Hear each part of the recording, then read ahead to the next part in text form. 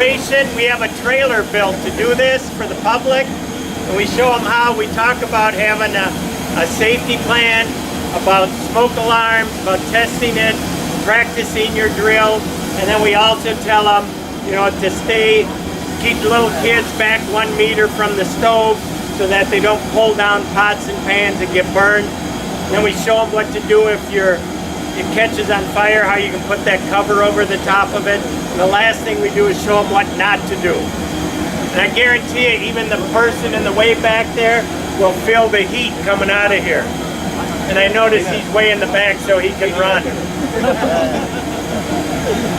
I notice you have the women in front of you, you big chicken.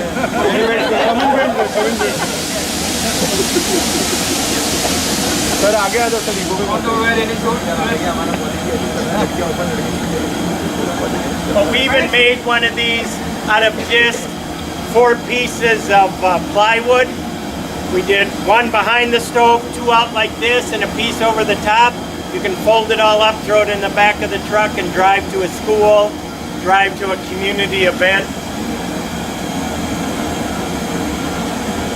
Hopefully we'll be able to see, because this is brand new, the scorch marks. When somebody pours water onto a grease fire, you have a super rich fire, so you get these scorch marks across the ceiling that we might be able to see afterwards. Because now I can walk into a fire and look at the person and go, "You poured water on this fire, didn't you?" He goes, "Yeah, how do you know?" I said, "These scorch marks." I said, "Big ball of fire." "Yeah, no shit."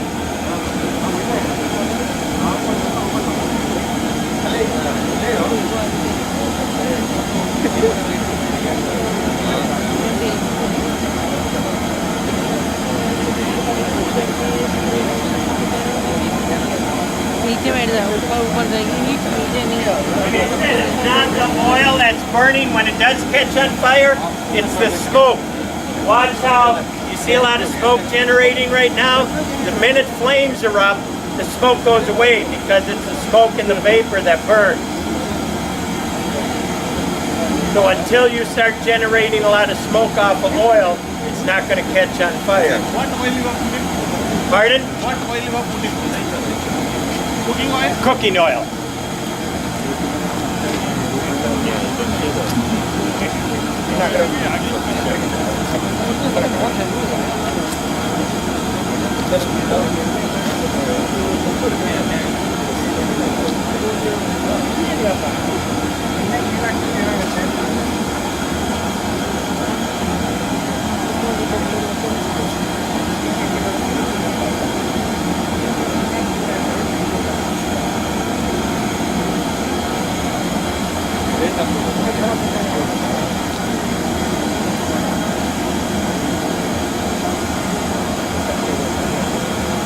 Any minute now, we should catch the smoke and the vapor on fire. There we go. Notice how the smoke went away? Now we'll do it if you want to get your cameras ready. We'll do it on the count of 3. 3, 2, 1.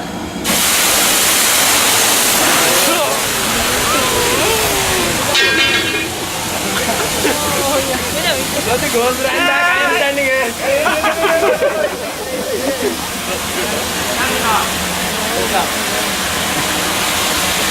That was fun.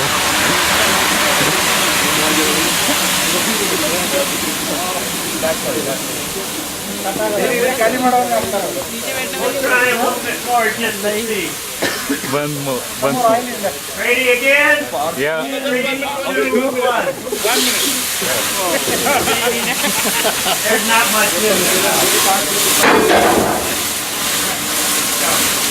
Just let that cool off. Well, would you ever thought you got that big of a fire from water and grease? And you all felt it, right? Yeah. That's why I said it's such a good demonstration for the public. Those videos, if you want to get you that are going to work for the fire department, you want to teach people, don't tell them to do stuff. You can tell people all day long, don't put water on a grease fire. Yeah. You show them it, it's like, oh shit, I'm never doing that. So, and you want news media to come to your event to film it, to show people, to me, the best way to teach people, yeah, you can go to an apartment building and teach people, and you might teach 50 people.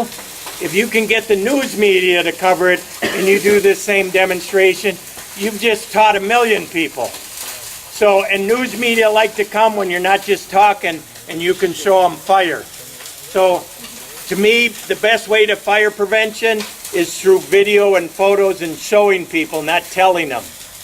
Because one, you saw this, you heard it, and you felt it. So let that cool off a little bit more. You can see, luckily, because we got a nice new container, you can see the scorch marks going across here. And that's just indicators of fuel rich because of that oil, the water blowing all the oil out. It's burning and it's scorching and it's fuel rich. You can see it kind of on the walls there and on the walls here. These lines coming across, it looks better on a white ceiling, but it helps. You can kind of see it coming up. But when I see those lines, I know somebody threw water on the fire.